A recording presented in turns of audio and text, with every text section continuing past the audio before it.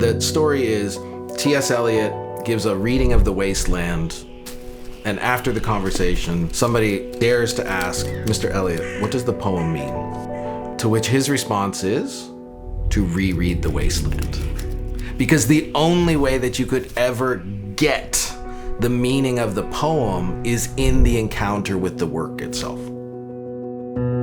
The Heresy of Paraphrase is this really interesting idea which emphasizes that the meaning of a work of art is not something that you can translate. It's not something that you can paraphrase. So what a painting means or what a poem means is sort of unique and irreducible. It's carried in the very form of the work of art.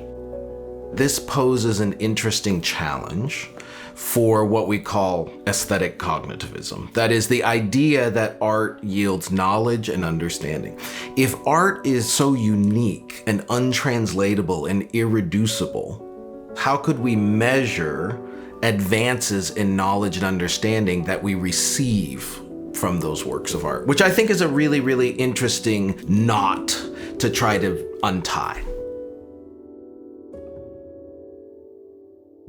Our project is interested in saying, well, is there any way that we could come at this more obliquely to still try to assess the knowledge that's gained without reducing it or translating it or paraphrasing it into some other kind of knowledge? How can we honor art's unique irreducibility and at the same time take seriously a kind of empirical accountability for the claim that art yields knowledge?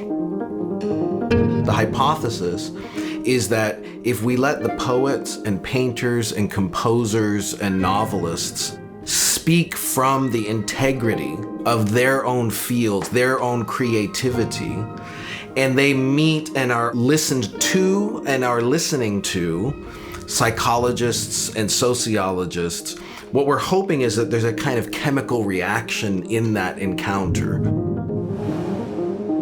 We're really hoping that we could discover, forge, explore a new methodology, which is going to look something like what sociologists and psychologists do, who study all kinds of other modes of understanding, like religion, for example, which also isn't just like chemistry or physics. One of the reasons to love art is it is an encounter with a kind of difficulty that is good for us. The work of art asks something of me. It decenters me. And there's a certain kind of humility that's required for me in this encounter. It's an encounter that is meaningful, that is transformative, that yields a kind of understanding, but it's an understanding that you hold with an open hand because it's not something that you could ever fully grasp. We often make claims about why art is important for our society, why art makes a difference in our communities. I really believe if we could find a new way of measuring the significance and meaning and advances that we make in the arts, then that becomes a sort of tool, a metric, if you will, a way of grounding our claims that the arts make a difference with real empirical accountability. That's good for arts organizations, that's good for everyone.